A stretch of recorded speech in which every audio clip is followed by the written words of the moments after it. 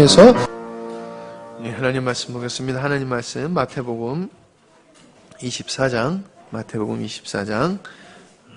42절로 43절 말씀입니다. 제가 가지고 있는 성경으로는 신약성경 42페이지쯤 됩니다.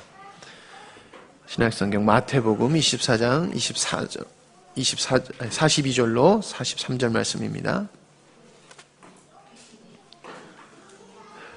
다 찾으신 줄 알고 제가 읽도록 하겠습니다. 그러므로 깨어 있으라. 어느 날에 너희 주가 임할는지는 너희가 알지 못함이니라. 너희도 아는 바니 만일 집 주인이 도둑이 어느 시각에 올 줄을 알았더라면 깨어 있어 그 집을 뚫지 못하게 하였으리라. 아멘. 말씀의 제목은 깨어 있어야 하는 이유, 이런 제목으로 말씀을 나누려고 합니다.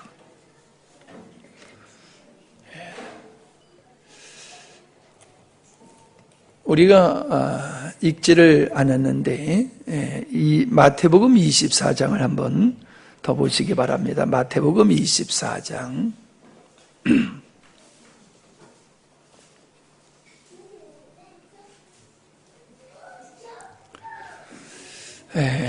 24장 32절부터 봅니다. 무화과 나무의 비유를 배우라. 그 가지가 연하여지고 잎사귀를 내면 여름이 가까운 줄을 아나니 이와 같이 너희도 이 모든 일을 보거든 인자가 가까이 곧 문 앞에 이른 줄 알라.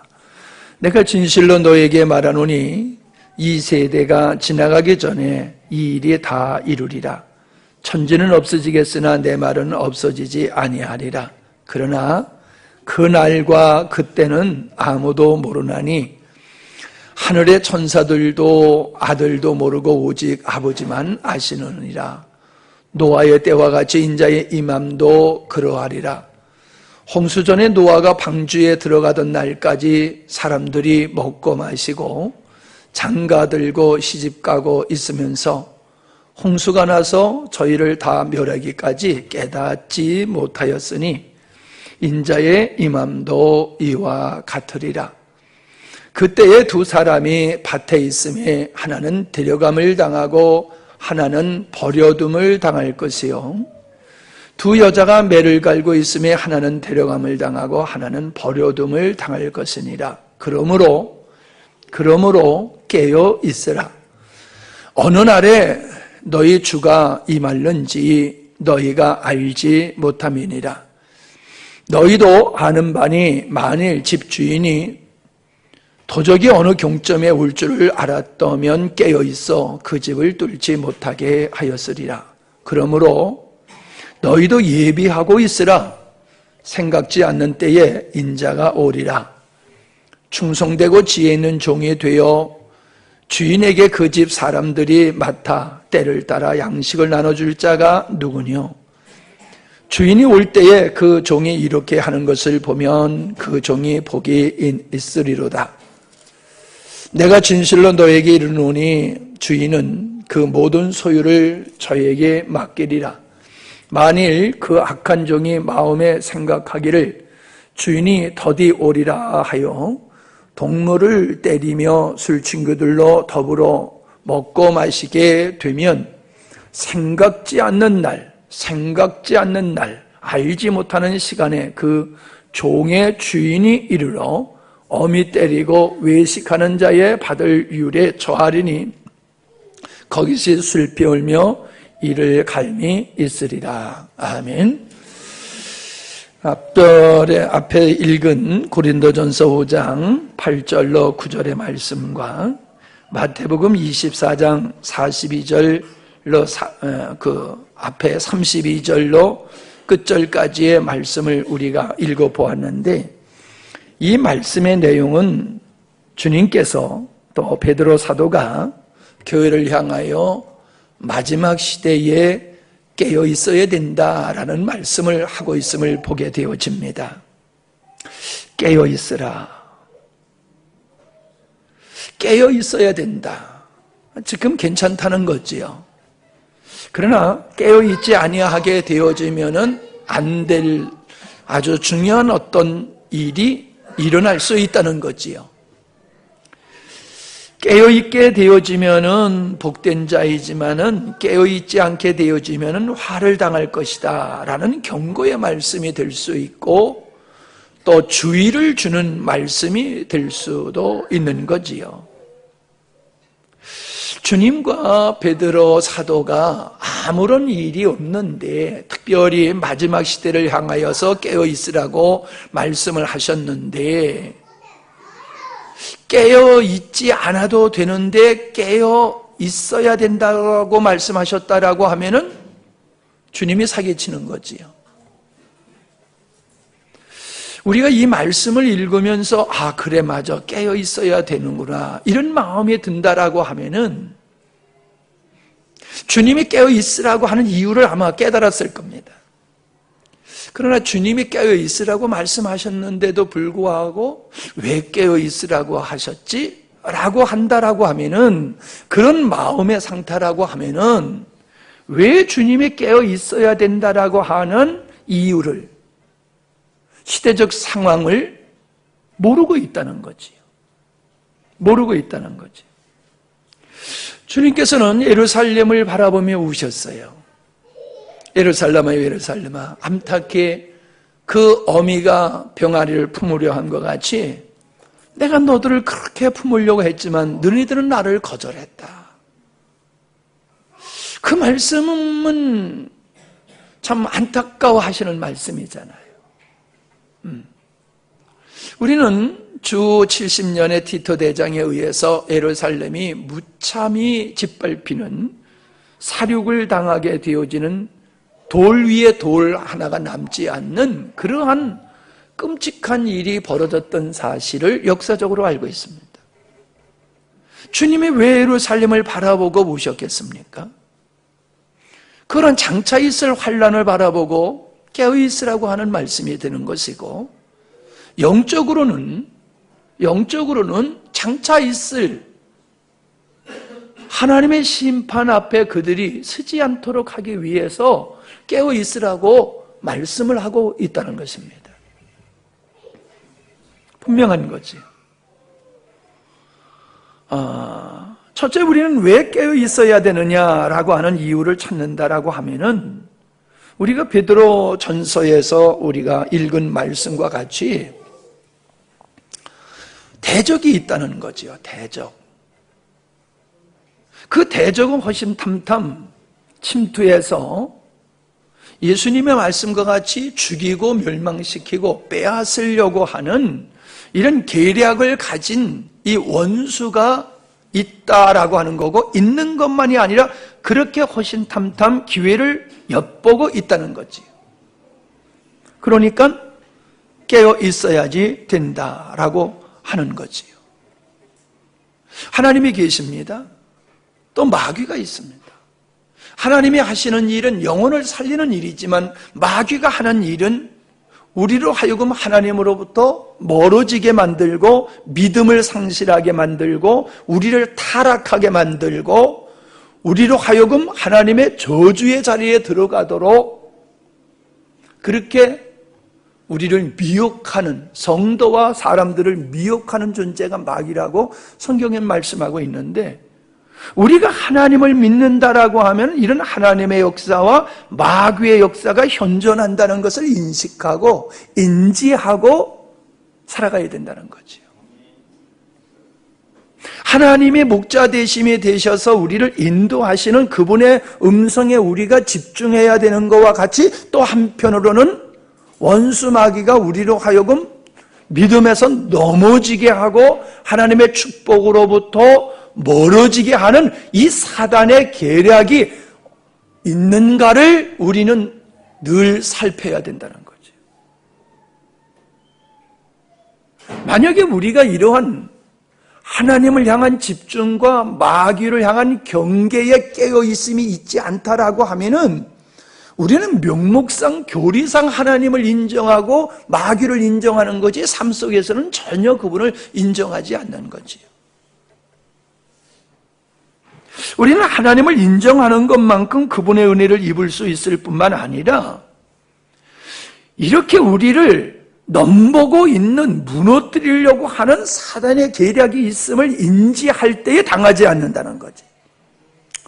그것을 우리가 무시하거나 무관심하게 되면은 우리는 여지없이 마귀에게 속어 넘어가서 그가 원하는 목적이 나의 삶 속에서 이루어지게 될 때에 우리는 비참한 현실에 떨어질 수밖에 없다라고 하는 겁니다.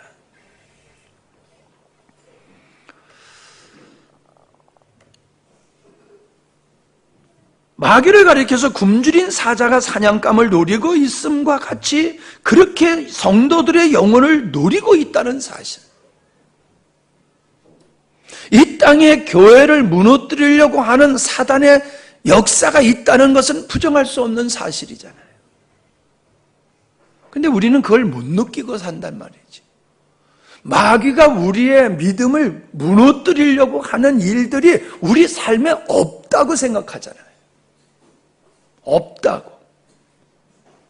없다라고 하는 게 말이 됩니까? 그렇다라고 하면 우리 주 베드로 사도가 이 말씀을 하지 말아야지요. 제 생각에는 없어서 편안한 게 아니라 당하고도 모르니까는 없는 것으로 생각하지 않나 하는 생각을 갖는 거예요. 우리의 생각이 마귀의 생각과 별별 차이 없으면은 마귀가 우리를 미혹하여 내가 미혹에 빠져 있어도 내가 마귀에게 미혹되어 있는지를 모르는 거지요. 마귀와 같은 생각을 가지고 있으면. 주님의 생각을 가지고 있을 때에 우리는 이건 마귀로부터 오는 거야. 이건 나를 넘어뜨리려고 하는 거야. 나로 하여금 육체적인 삶을 살도록 하는 사단의 계략이야. 이렇게 알 거 아니에요. 근데 내가 그런 걸 몰라. 못 느끼고 있어. 이건 심각한 거지. 심각한 거지.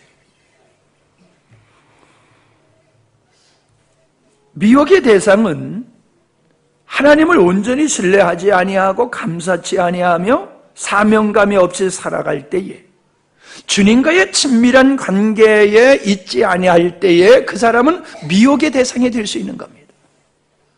목자로부터 멀리 떨어져 있는 양이 늑대의 표적이 되듯이 하나님과 친밀하지 아니하고 하나님과 멀리 있는 사람은 사단의 공격 대상이 된다라고 하는 것, 너무나도 분명한 것입니다. 그러므로 우리는 마귀의 사단의 계략이 있음을 인식하고 주님과 친밀한 관계에 있을 때에 우리는 사단의 공격으로부터 주님으로 말미암아 보호를 받고 피해를 당하지 아니할 수 있다라고 하는 것을 우리는 깨달을 수 있을 줄 압니다.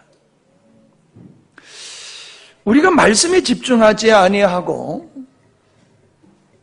그리고 우리가 기도하는 일을 게을리하고, 그리고 우리가 섰다고 자만하게 되어지면은 여지없이 넘어질 수밖에 없다는 거지요. 베드로가 그렇게 자만하다가 넘어졌고, 다윗이 그렇게 아니라는 환경에 있다가 넘어졌다는 사실입니다.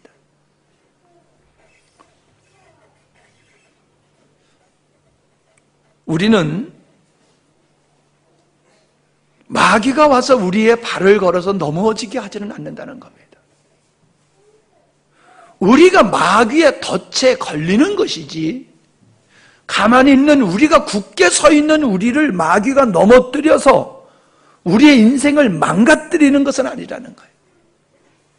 우리가 동의가 있을 때에 마귀의 전략이 우리에게 먹혀드는 것이지, 우리가 마귀를 대적하고 마귀의 계계를 거절하는데도 내가 마귀의 미혹에 넘어가게 되어지는 것은 아니라는 거예요. 생각으로, 마음으로, 이론적으로, 사상적으로, 환경적으로, 물질적으로 동의를 하기 때문에 우리는 마귀에게 넘어갈 수밖에 없는 것이다 라고 하는 겁니다. 마귀의 미혹에 우리가 넘어가게 되는 이유는 마귀가 우리를 넘어뜨리는 데 있어서는 덮밥을 주는 거예요. 덮밥을 던지는 거예요. 미끼를 줘요. 근데 그 미끼가 육체의 사람에게는 너무나 좋은 거예요. 영적인 사람이 봤을 때는 이거 먹으면 죽어라고 보여지지만 육적인 사람이 봤을 때는 너무나 합당하고 너무나 멋있고 너무나 나를 행복하게 보일 것 같은 걸 마귀가 우리에게 던져주는 거예요. 예수님을 시험할 때도 마귀는 육체를 따라 사는 사람에게는 너무나도 좋은 그런 제안을 했어요. 그러나 예수님은 육체를 따라 살지 않으셨기 때문에 그걸 물리칠 수가 있으셨죠. 근데 아담은 그렇지 않았어요.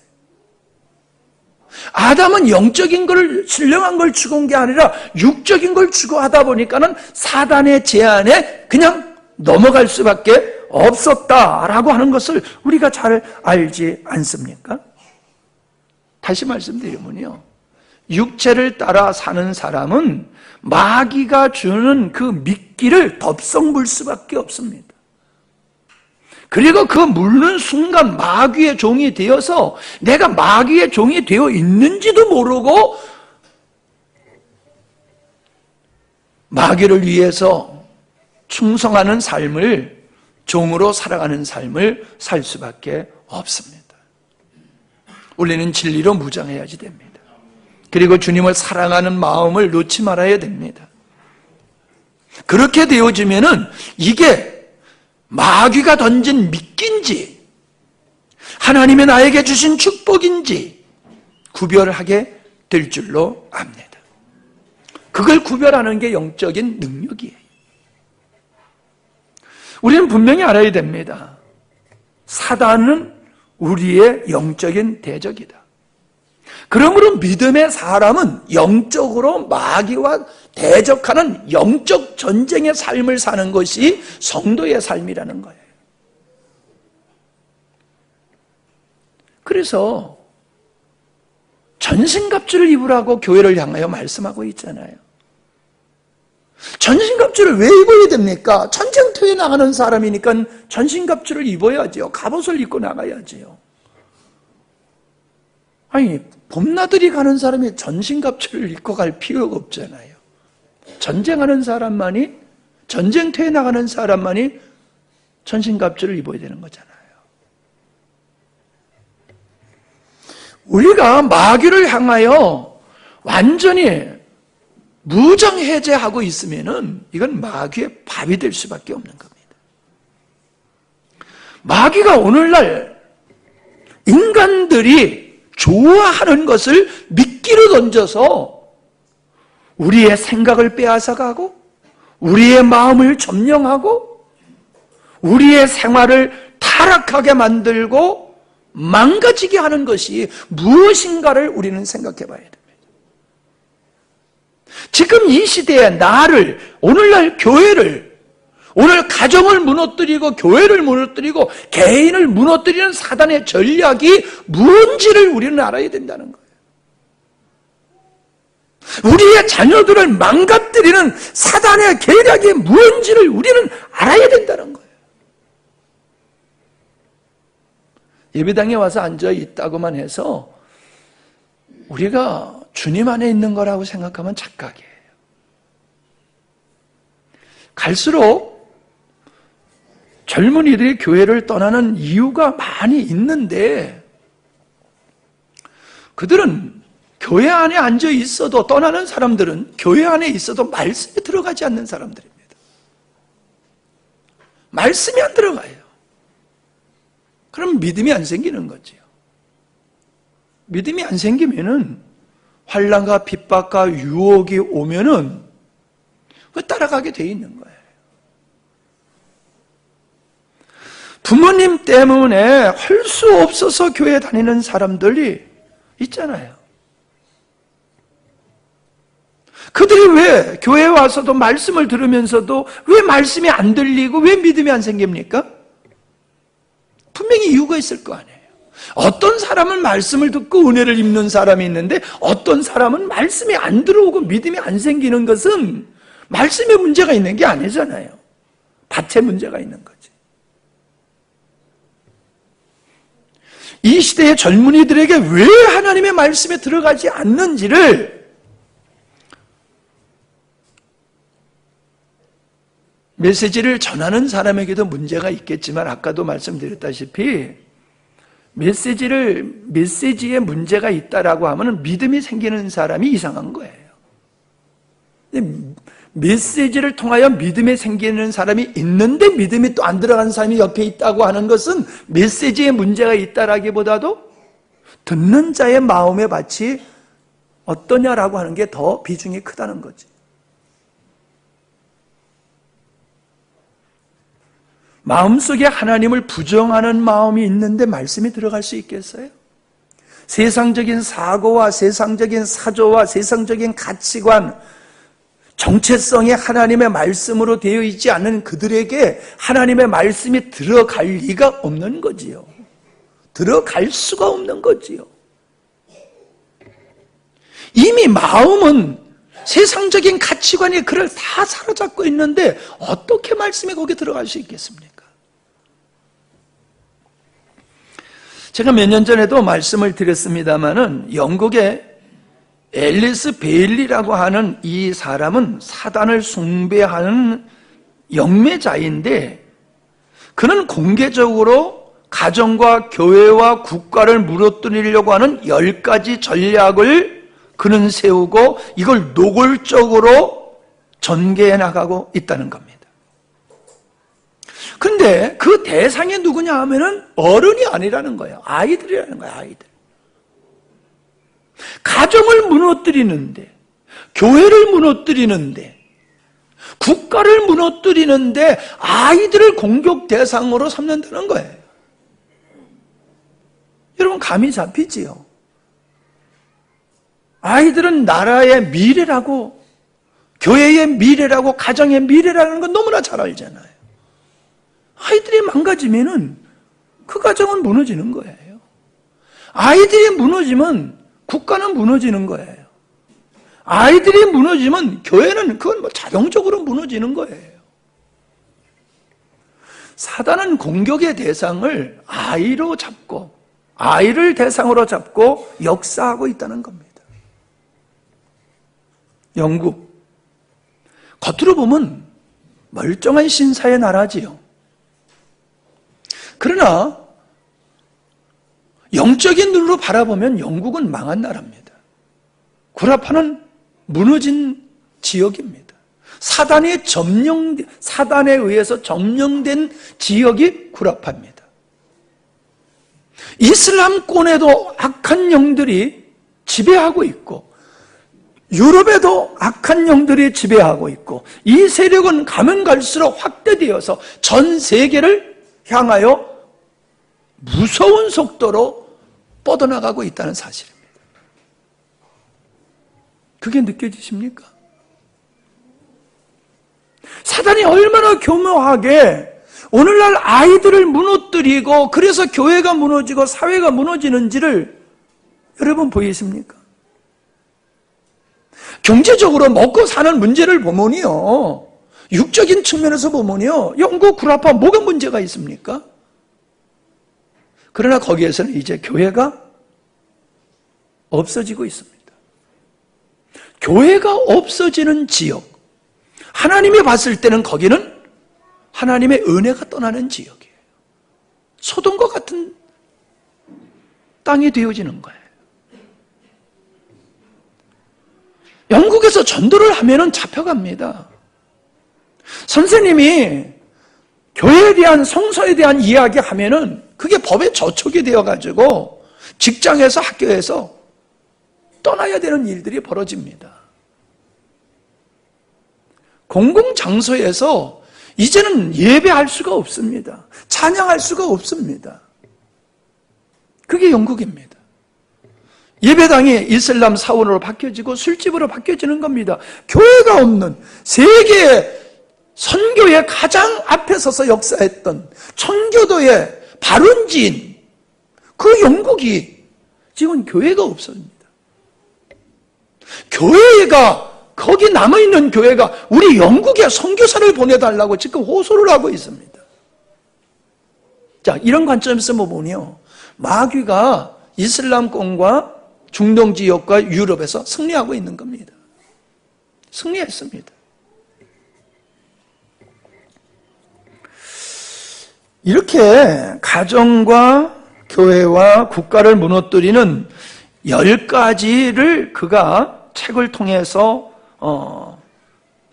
설파를 하고 주장하고 있는데, 제가 이거를 준비하는 걸 사모님이 보더니 와가지고, 목사님 그런 내용은 좀 듣기가 좀 불편하니까 하시지 말지요. 설교 시간에 그런 얘기를 하니까 좀 거시기하네요. 그래요. 그래서 그냥 제목만 얘기하겠습니다. 첫 번째, 교육 시스템으로부터 하나님과 기도를 제거하라. 공적인 교육의 현장에서 하나님 이야기를 빼버리라는 겁니다. 기도 얘기를 빼버리라는 얘기입니다. 다시 말하면 교육의 과정에서 아이들에게 하나님을 지워버리라는 겁니다. 그러면 아이들이 망하게 된다는 거예요. 둘째로, 아동들에 대한 부모의 권위를 축소시켜라. 아동의 인권을 주장해가지고 부모님의 권위를 축소시켜라. 그러면 아이들은 망가진다는 거지요. 당연하지요. 보세요. 요즘 아동 권리 그래가지고 학교에서 아동을 제대로 체벌하지를 못하지 않습니까? 우리는 엄청 선생님들한테 맞고 자랐습니다. 그래도 안 죽었어요. 요즘 선생님들이 아이를 때리면 난리 납니다. 아이들이 무슨 짓을 하든지 선생님이 잘못하다가는 큰일 납니다. 아동의 권리. 그래서 아이들이 무슨 짓을 해더라도 선생님들이 말할 수 없는, 체벌할 수 없는, 그러면서 그 아이들을 망가뜨리는데 교사를 사용하라. 교사들을 이용해서 아이들을 망가뜨리도록 하라. 아주 얼마나 좋은 전략입니까? 예? 미친 교사 만나면 애들 다 같이 미치는 거지요. 훌륭한 선생님 만나면 아이들이 다 훌륭한 사람이 되는 거고요. 그러니까 선생님들을 통해 가지고 아이들을 망가뜨려라. 그게 전략이에요. 세 번째가 기독교적 가정 구조를 파괴하라. 서구의 모든 가정의 구조는 성경적인 바탕 위에서 가정 구조가 이루어진 거예요. 서구뿐만 아니라 모든 가정은, 하나님의 만드신 가정은 하나님의 말씀의 토양 위에 세워지는 게 가정이지요. 근데 그 가정의 구조를, 성경적 가정의 구조를 깨버리라는 거예요. 그 전략으로 첫 번째가 성의 문화를 갖다가 바꿔버리라는 거예요. 그래서 어떻게 하자는 얘기입니까? 남성과 여성을 구별하지 말자. 성적 생활은 결혼 전에도 마음대로 청소년도 해도 되게 된다. 그런 거예요. 동성끼리 연애하고 동성끼리 결혼해도 그건 맞다. 이게 아주 이제 당연한 것으로 지금 그렇게 구라파에서는 되어 있습니다. 광고, TV, 신문, 잡지, 영화, 산업, 문화를 통하여서 사람들에게 성적 쾌락이 인생의 최고의 즐거움이라는 것을 부추겨라. 부추겨라. 예. 그 다음에 네 번째로, 성적 생활을 마음대로 할 뿐만 아니라 낙태를 합법화시키고 용이하게 하라. 얼마나 좋습니까? 애 생기면 그냥 다 지워버리면 되는 거예요. 그러면 가정이 무너진다는 거예요. 그러면 가정이 무너진다는 거지. 그 다음에 다섯 번째, 이혼을 쉽게 만들고 합법화해라. 이혼을 쉽게 만들고 합법화해라. 여섯 번째, 동성애를 대체 생활 방식으로 만들어라. 지금 우리나라 국회에도요, 차별금지법이 이미 계류 중에 있어요.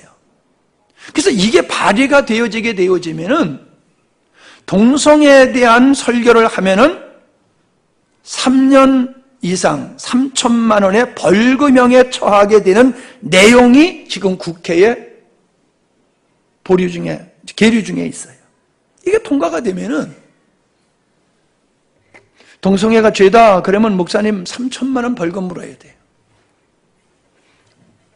이 법이 통과되면은 7번째, 미친 예술을 만들어라. 문화가, 예술이 사람 정신에 미치는 것이 얼마나 큰지를 우리는 알고 있어요. 잘못된 영화 한 편 보고 잘못된 책 한 권을 보면 인생이 화가닥 해버리는 거예요. 그래서 예술을 미치게 만들어라. 8번째, 미디어를 활용하여 반기독교적 가치를 선전하고 인간의 사고방식, 전통을, 과거에 우리가 가지고 있었던 인습과 전통을 전면적으로 부정하고 바꾸라. 완전히 해방. 그냥 자기 마음대로 살고 싶은 것이 인권이고, 자기 마음대로 하는 것을, 그걸 만류하면은 소수의 인권을 침해하는 것으로. 그렇게 사람들이 생각을 하게 하라는 거지. 지난번에 우리 동성애에 대한 그 서명을 좀 받아오라고 그랬더니 춘원이가 청년들한테 가가지고 군인들한테 가서 그거 좀 받으려고 그랬더니, 야, 그게 어때서?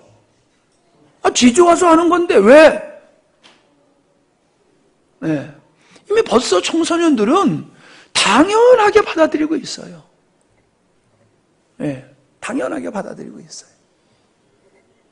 당연하게 받아들이니까 당연하게 하겠지요. 한번 생각해 보세요. 여러분 자녀가 중고등학교가 되는데 가봤더니 자취방에 어떤 여자를 데리고 살고 어떤 남자애를 데리고 살고 있다고 한번 생각해 보세요. 근데 그거를 갖다가 제재하면은 인권을 탄압하는 거야. 이게 차별금지법, 계류되어 있는 차별금지법 그 안에 이게 내용이 들어있는 거예요. 9번째, 종교활동, 종교통합운동을 일으켜라. 모든 종교는 똑같다. 기독교만 자꾸 구원이 있고 차별하고 그러면 안 된다. 기독교는 모든 종교와 통합할 수 있도록 교리를 개정하라. 모든 종교와 기독교는 똑같다는 인식을 가져야지 기독교에만 유일신 하나님이 계시고 성경이 완벽한 진리라고 하는 것을 깨부셔라. 근데 교회가 있으면 이게 안 되잖아요. 자기들이 주장하는 이것을 교회가 있으면 안 되잖아요. 왜? 교회가 자꾸 그거 아니라고 그러니까. 그러니까 교회가 빨리 무너져야 된다는 거죠. 없어져야지 자기들이 원하는 세상을 만들 수 있다는 거죠. 이게 사단의 전략에 오염된 사람들이 가지고 있는 생각입니다. 그리고 지금 세계는 그렇게 흘러가고 있다는 사실입니다. 10번째, 각국 정부가 이러한 내용을 법제화하고 교회가 이런 변화를 추인하도록 하라. 이게 가정과 교회와 국가를 무너뜨리려고 하는 전략 10가지라는 것입니다. 어떠세요? 지금 우리는 이런 이야기와 전혀 상관없는 환경 속에 살고 있습니까? 이 10가지가 생소하지 않잖아요. 생소하십니까? 전 생소하지 않아요. 너무나 피부로 다가와 있어요. 근데 이걸 위기로 느끼지 못하는 일반인은 고사하고 성도들도 이걸 깊이 인식을 못하고 있다는 거예요. 자, 그래서 우리는 깨어 있어야 된다는 겁니다. 2번째로, 충성된 종으로 서기 위해서는 깨어 있어야 된다는 거예요. 우리가 아까 읽었던 마태복음을 보면은 충성되고 지혜 있는 종은 주인에게 그 집 사람들을 맡아 때를 따라 양식을 나눠줄 자가 누구뇨? 주인의 뜻을 따라서 충성스럽게 일하는 종에 대한 이야기를 하고 있는 겁니다. 여러분, 충성스러운 종은 주인의 뜻을 언제나 살펴야 되는 거예요. 주인의 얼굴, 주인의 눈빛만 봐도 주인이 무엇을 원하는지를 알아차려야 되는 거예요. 가르쳐도 몰라. 지시해도 몰라. 그럼 충성된 종이 될 수 없지요. 종은 늘 자도 깨어있는 상태예요. 주인이 언제 부르는가. 언제든지 부르면 달려가서 임무를 완수할 준비가 되어 있는 사람이 충성된 종이라는 거죠. 하나님은 우리에게 그걸 원하세요. 구원받은 하나님의 백성들에게 있어서는, 백성들을 향하여서는 우리 아버지께서 원하시는 것을 그 구원받은 백성들이 캐치를 하고 그것을 언제든지 이를 준비를 하고 깨어있는 상태에서, 준비된 상태에서 살기를 원하시고 순종하여 그거를 이루기를 원하시는 거예요. 데살로니가전서 5장 6절에 보면은 우리는 다른 이들과 같이 자지 말고 오직 깨어 근신할지나. 자지 말고 깨어 근신하라. 여러분, 우리가 그렇게 긴장된 모습으로 살고 있나요? 하나님 앞에서 그렇게 긴장된 모습, 하나님의 교회를 향하여 그렇게 긴장된 모습, 가정을 지켜가는 일에 긴장된 모습, 믿음을 지키는 일에 우리가 그렇게 긴장된 모습을 가지고 살고 있나요? 내가 해야 할 일과 중요한 일, 급한 일을 우리는 구별하고 언제든지 그것을 행할 줄 아는 준비된 자를 하나님이 쓰신다는 겁니다. 마지막으로는 주님의 재림 앞에 우리는 깨어 주님의 재림이 어느 순간에 올지 모른다는 거예요. 도적과 같이 갑자기 온다는 겁니다. 그냥 깨어 있으면은 주님의 오심이 예비가 되는 거지요. 그러나 영적으로 잠들어 있는 사람은 주님이 오시는데도 모르고 그저 자고 있다는 거예요. 그게 뭐예요? 자고 있는 상태가 뭐예요? 먹고 마시고 시집가고 장가가고 사고 팔고 그냥 오직 육신을 위해서 먹고 마시는 일에, 즐기는 일에 그냥 거기에 폭 빠져 있으면은 거기에 깊은 잠에 깊이 빠져 있다는 겁니다. 그런 사람은 우리 주님이 오실 때에 모른다는 거예요. 주님이 다녀가셨는지도 모르는 거예요. 그랬잖아요. 여기 데려감을 당하고 버려둠을 당할 것이다. 하나님이 누구를 데려가신다는 거예요? 누구를 신부로 영접하러 오신다는 거예요?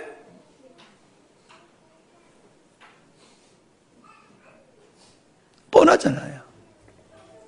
뻔하잖아요. 이름만 걸어놓고 마음은 세상의 온갖 세상의 것으로 빠지고 매여 있다라고 하면은 그 사람은 주님이 오실 그날을 준비 안 하고 사는 거지요. 결과는 그러면 어떻게 될 것인가를 뻔할 거지요. 도적같이 온다 그랬어요. 도적과 같이. 계시록에 보면은 16장 15절에만 보라, 내가 도적같이 오리니. 도적과 같이 오리니.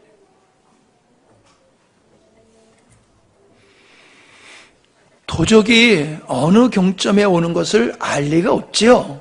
그러나 깨어있는 사람은 어느 경점에 오든지 깨어있기 때문에 막을 수가 있듯이 우리는 그런 자세로 살아가야 된다는 겁니다. 주님은 자녀들에게, 종들에게, 신부들에게 깨어 있어야 된다고 말씀하고 있다는 이야기입니다. 생각지 않는 때라는 거예요. 도적같이 온다는 것은 생각지 않을 때. 어때요? 주님 오실 것 같아요?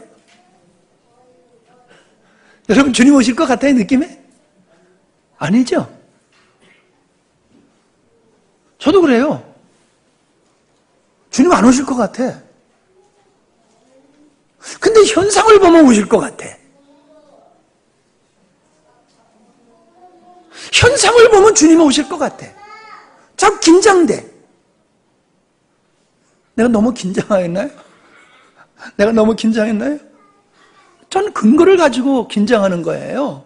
감정을 가지고 긴장하는 게 아니라 긴장을 하는 이유는 성경 말씀이 너무나도 정확하게 우리 삶 현실에서 이루어져 가고 있다는 거예요. 아까 10가지 가정과 교회와 국가를 무너뜨리려고 하는 이러한 영매자가 추진하는 일들이 우리가 살고 있는 현실 속에서 진행되어져 가는 걸 보니까는 요한계시록에서 말씀하고 있는 하나님을 대적하는 그 세력들이 총체적으로 연대해가지고 하나님을 대적하는 것이 나오는데 그게 뭐예요? 교회를 무너뜨리는 거예요. 성도를 믿음에서 떠나게 하는 거예요. 이게 사단이 마지막에 하는 거예요. 근데 그게 그냥 되는 게 아니잖아요. 뭔가 미끼를 던져가지고 물면은 코 끼워가지고 가는 거잖아요. 그렇게 하는 거잖아요.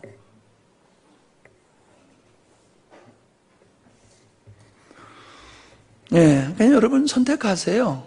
목사님 너무 긴장하셔서 그런구나. 그러면 뭐 여러분 내가 긴장해서 그러면 괜찮겠지요, 뭐 그죠?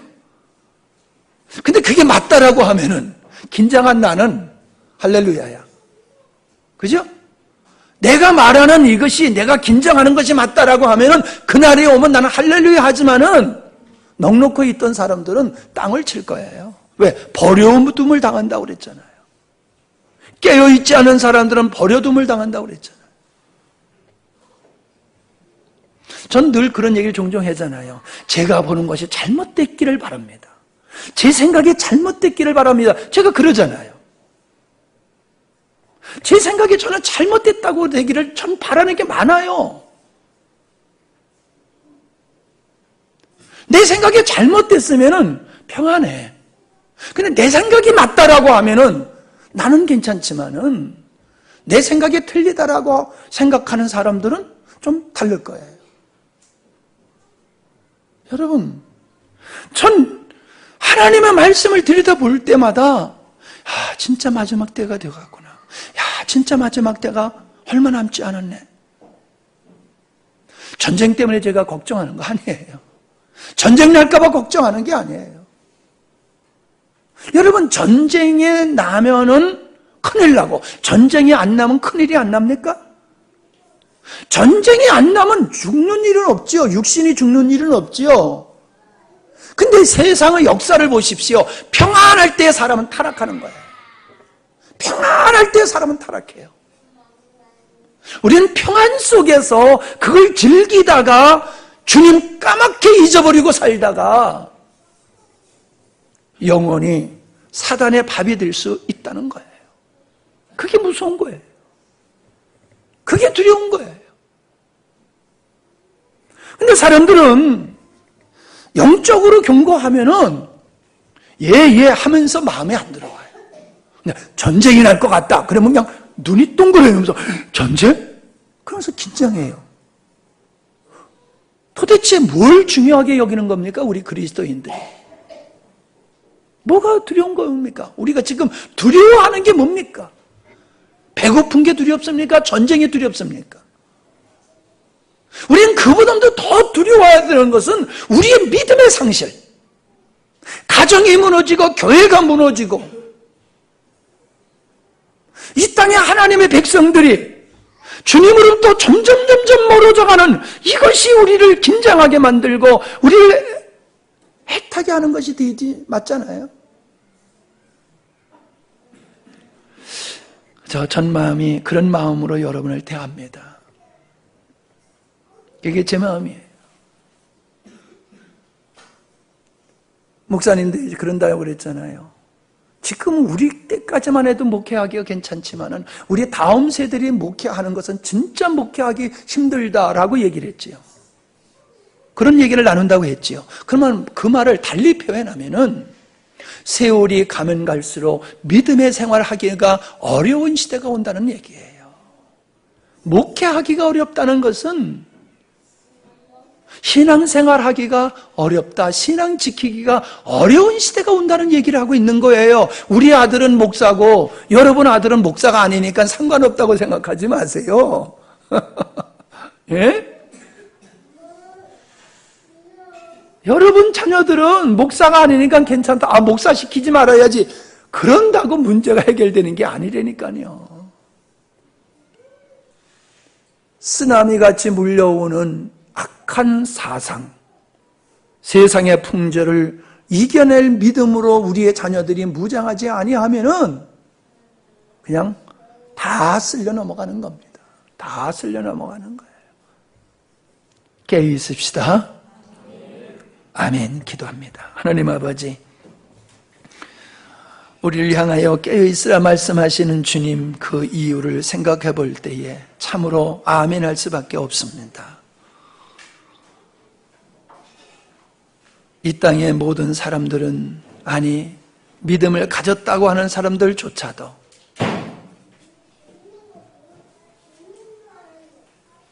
사단의 역사를 인식하지 않고 살고 있으며 그들의 계략을 간파하지 못하고 살아가고 있습니다. 가정이 무너지고 교회가 무너지는 것을 남의 일과 같이 그냥 바라만 보고 있습니다. 그냥 잘 먹고 잘 살기만 하면 나라가 정상인 줄만 착각하고 있는 우리가 아닙니까, 주님? 주님이 지금 우리를 향하여 깨어 있으라고 말씀하시는 것 같습니다. 마지막 때가 가까울수록 너희들 깨어 있어야 돼라고 우리를 향하여 경고하고 권고하시는 주님의 말씀으로 다가옵니다. 하늘에 소망 없는 어떤 사람들과 같이 평안하다, 안전하다, 안주하며 사는 어리석음에 빠지지 않게 하시고 예루살렘을 바라보며 눈물 흘리셨던 우리 주님의 마음으로 살아가게 하시옵소서. 한 영혼도 한 가정도 무너지지 않게 하시고 믿음으로 승리케 하여 주시옵소서.